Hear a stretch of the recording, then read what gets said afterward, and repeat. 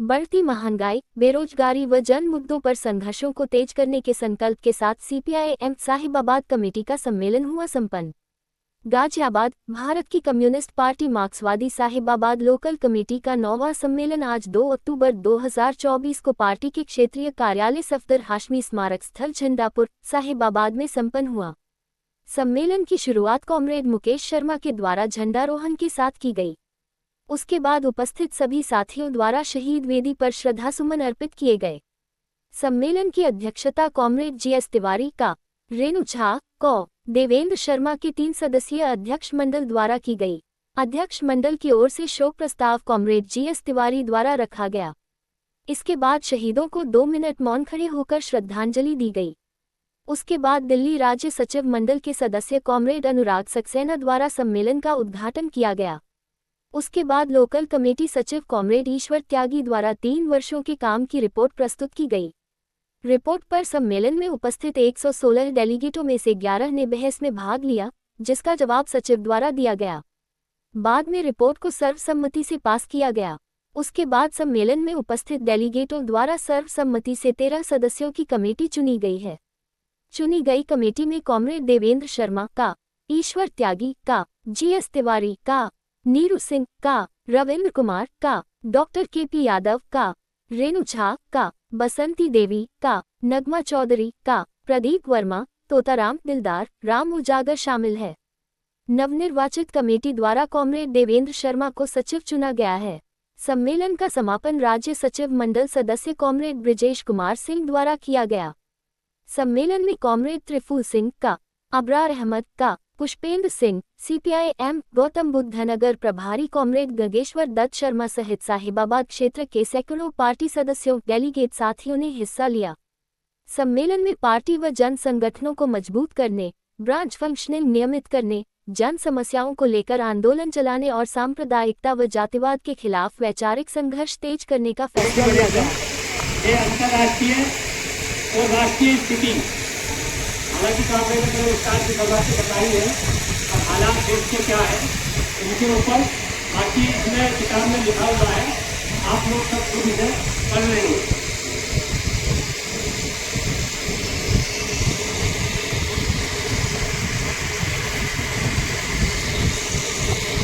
ये page number 6 पर देखिए साथियों, राज्य की परिस्थिति यहाँ से मैं रखना शुरू कर रहा हूँ।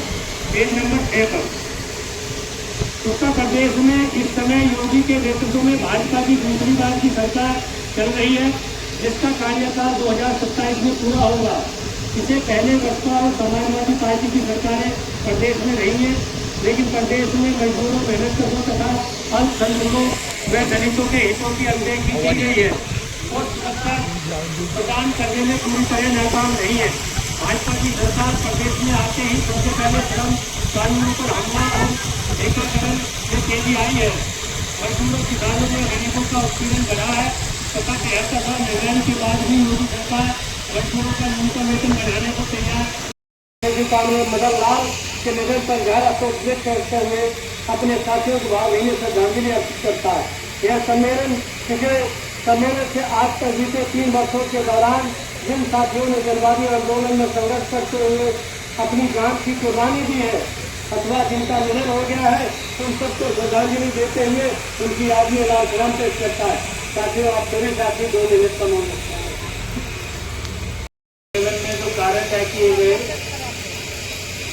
उसमें कहाँ तक हम आगे बढ़ पाए, कितना काम हो सका, क्या उपलब्धियां रही, क्या कमियां रही, उसकी समीक्षा आज इस सम्मेलन में की जाएगी।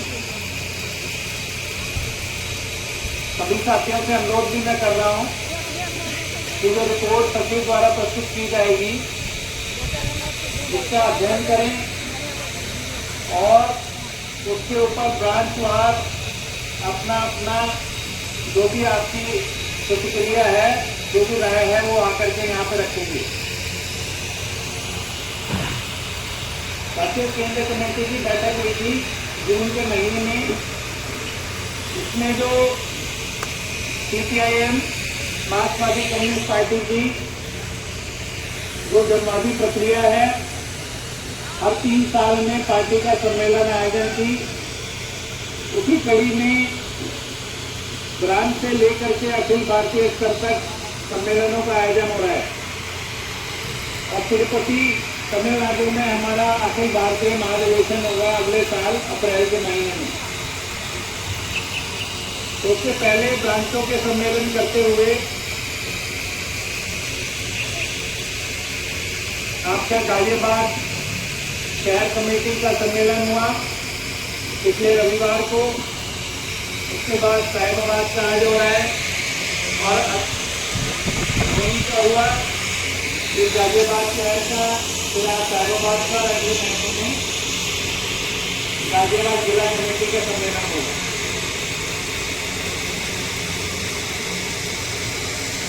ये जो लोकल कमेटी का जो दायरा है उसमें जितने भी पार्टी सदस्य हैं वो सभी लोग डेलीगेट रखे हुए हैं। तो हमारे साथी जो डेलीगेट का रजिस्ट्रेशन कर रहे हैं वो ब्रांच वाइज हमें जानकारी होनी चाहिए किस ब्रांच से कितने साथी आज के सम्मेलन में उपस्थित हुए हैं।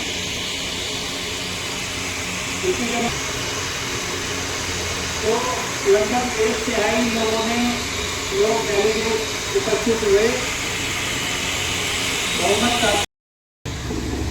जीवन रक्षक दवा क्या होती है? जब आपकी बीमारी है तो उसको ठीक करने के लिए वो आपको खानी होगी। उन दवाइयों के ऊपर 18% का जीएसटी टैक्स है। आपके बच्चों की जो किताबें हैं जो स्कूलों में पढ़ते हैं उन किताबों पे 12% का टैक्स है। तो जो ये तो बोलते हैं कि पिछले 75 सालों में हिंदुस्तान को बर्बाद किया जो भी पिछली पूर्ववर्ती सरकारें रही। हम ये कहते हैं कि जो कुछ भी हासिल किया मेहनत कश वर्ग ने, दलित वर्ग ने, मध्यम वर्ग ने, उस सबको छीनने का काम, उनसे दूरी बनाने का काम इनकी नीतियां कर रहे हैं। क्योंकि महंगी किताबें, महंगे कॉलेज की फीसें, महंगे यूनिवर्सिटी की फीसें, इस सब का जो नतीजा है वो ये है कि हमारे बच्चे जो उच्च शिक्षा ले पा रहे थे, लड़कियां, महिलाएं जो उच्च शिक्षा ले पा रही थी वो हायर एजुकेशन नहीं ले पाएंगी। तो आज जो लड़कियों की बड़ी संख्या में दिखती है, महिलाओं की बड़ी संख्या दिखती है कि वो शिक्षित हो गई है। घर परिवारों के अंदर आज भी बहुमत परिवारों में अगर लड़का और लड़की के बीच में शिक्षा का सवाल आता है तो माँ बाप लड़कों को प्रेफरेंस ज्यादा देते हैं। और जब दूसरे स्तर पे जब महंगी शिक्षा होगी तो उस महंगी शिक्षा के अंदर लड़कियों की शिक्षा कम हो जाएगी। तो जो बाबा साहब अम्बेडकर कहते थे कि शिक्षित बनो, संगठित रहो, तो शिक्षित हम कैसे बनेंगे? जब MBBS B.Tech की डिग्री 50 लाख 1 करोड़ में बिकेगी, दाखिले 1 करोड़ में होंगे डॉक्टरी के कोर्स से, तो क्या एक सामान्य परिवार का बच्चा डॉक्टर, इंजीनियर, B.Tech कर पाएगा क्या? वो सोचने का विषय है। हम जो है हम बहुमत के आधार पर अपना वक्तव्य रखते हैं। हो सकता है कई लोगों को इन नीतियों का लाभ भी ना हो, मगर बहुमत जो है हमारे देश के अंदर हाशिए पे लगातार जा रहा है। गरीबी अमीरी की जो खाई है वो लगातार बढ़ती जा रही है। उसके ऊपर जो किसानों के 3 कानून लाए थे ये, उसमें पूरे रूप से किसानों का जो जमीनों पे अधिकार है, उनका जो फसल पे अधिकार है, उसको छीनने का प्रयास था। और इसको भली भांति तरीके से समझ करके किसानों ने एक जबरदस्त जन आंदोलन खड़ा किया। एक एक किसान को शिक्षित किया, पढ़ाया लिखाया, उनको क्या खतरे हैं इनके कानूनों के वो समझा पाने में कामयाबी ली। उसी का नतीजा था कि 13 महीने आंदोलन चला दिल्ली के बॉर्डरों के ऊपर। और सरकार को जब ये महसूस हुआ कि इससे हमें राजनीतिक नुकसान होगा, तो सरकार को वो कानून वापस लेने पड़े। इसी प्रकार से साथियों, अभी मजदूरों के विषय के ऊपर जो पुराने कानून थे उनको और बेहतर बनाने की जरूरत थी।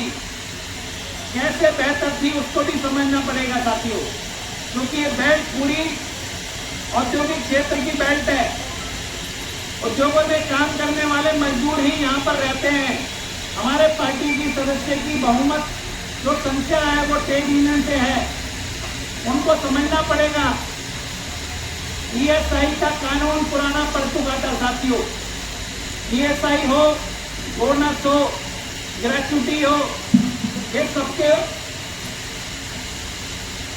अगर आप इसको पाना चाहते हैं, इसके लिए जो सीलिंग इन्होंने वेतन पे लगा रखी है पुराने कानून में, पीएफ के ऊपर 15,000, ईएसआई के ऊपर 21,000, बोनस के ऊपर 21,000, ग्रेच्युटी के ऊपर भी लगाई हुई है सीमा इन्होंने की कैलकुलेशन होगी ग्रेच्युटी की तो 8,500 रुपए के हिसाब से होगी। सही है। वेतन अगर हमारा 25,000 30,000 भी हो जाएगा, मगर कैलकुलेशन ग्रेच्युटी की होगी उसी हिसाब से। तो समय के अनुसार जो कानून पुराने पड़ गए थे उनको बदलने की बजाय, उनको अपडेट करने की बजाय ये नया लेबर कोड लिया है। वो लेबर कोड क्या है? मजदूरों के बीच में दीवार खींची जो गई है आज तक, परमानेंट कर्मचारी अलग, ठेका मजदूर अलग, फिक्स टर्म मजदूर अलग, ट्रेनी मजदूर अलग, दिहाड़ी मजदूर अलग, कैजुअल मजदूर अलग।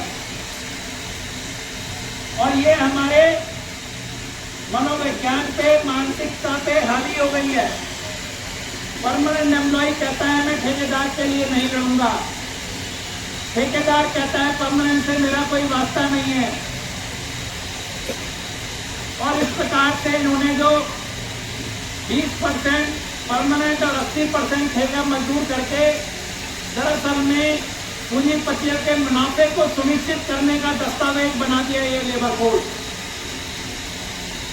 दूसरा जो बड़ा हमला है, इन बातों को हमारे सभी साथियों को समझना पड़ेगा।